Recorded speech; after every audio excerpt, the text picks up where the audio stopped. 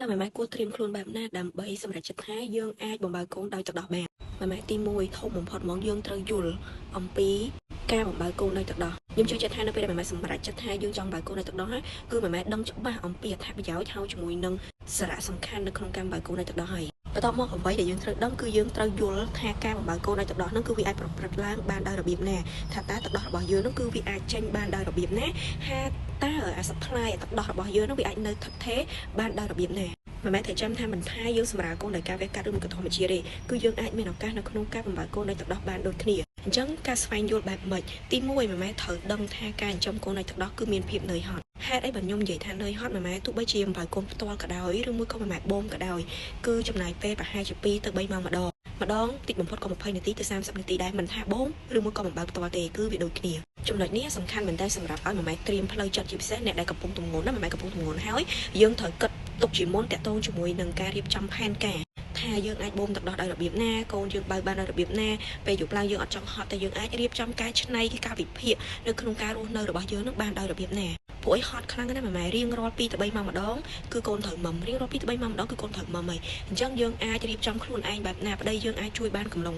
សភាពបែបណាយាយតាឬមួយក៏មានអ្នកណាគេមកជួយនោះគេអាចជួយបានដោយរបៀបណាអញ្ចឹងយើងត្រូវតែរៀបចំការវិភាគហើយជាមួយនឹងគម្រោងផែនការទុកជាមុនចំណុចមួយទៀតដែលម៉ែត្រូវចាំគឺតាក់ទងជាមួយនឹងផ្លូវចិត្តរបស់យើងគឺត្រូវតែល្អប្រសើរព្រោះអីពេលដែលយើង stress នៅពេលដែលយើងមិនសប្បាយចិត្តទឹកដោះរបស់យើងគឺអត់ចេញទេគឺចេញតិចមែនតើឬមួយក៏មិនចេញតែម្ដងហើយហេតុអីបានជាផ្លូវចិត្តហ្នឹងវាធ្វើឲ្យទឹកដោះរបស់យើងអត់ចេញអ្នកខ្លះអត់ជឿទេរឿងថាអត់សប្បាយចិត្តគេអត់គ្រប់ stress អត់ចេញទឹកដោះគឺតាក់ទងជាមួយនឹងអរម៉ូននៅពេលដែលយើង stress គេអរម៉ូន stress cortisol ហ្នឹងគឺវាធ្វើឲ្យអរម៉ូន prolactin អរម៉ូន oxytocin ហ្នឹងគឺអត់បញ្ចេញអញ្ចឹងនៅពេលដែលអត់បញ្ចេញគឺអត់មានទឹកដោះព្រោះអីគ្រប់យ៉ាងទាំងអស់គឺអរម៉ូន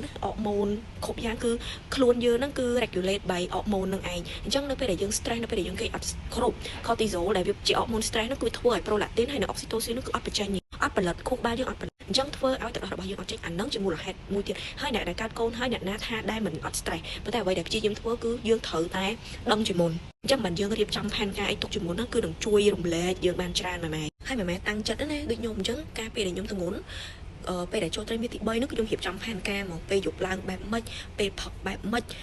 បើខ្ញុំអត់ចេញទឹកដោះគឺយើងត្រូវបែបម៉េចបើខ្ញុំចេញទឹកដោះគឺខ្ញុំរៀបផែនការទុកហ្មងអញ្ចឹង plan A plan B plan C ហ្មង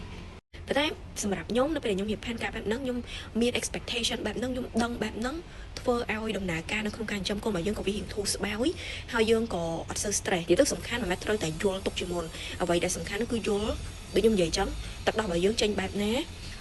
តើរយៈពេលដែលកូនបើនឹងបែបម៉េចឯបែបហ្នឹងគឺយើងព្យាយាម research ទុកជាមុនដើម្បីកុំឲ្យមានការភ្ញាក់ផ្អើលហើយនឹងមានភាពងឿឆ្ងល់ព្រោះអីវានឹងមានរឿងឆ្ងល់ច្រើនមែនតើតាមផ្លូវនៅពេលដែលយើងចិញ្ចឹមកូនដោយទឹកដោះហ្នឹងត្រៀមខ្លួនទុកជាមុនម៉ែបើមិនជាយើងដាក់ចិត្តថាយើងចង់ចិញ្ចឹមកូនដោយទឹកដោះ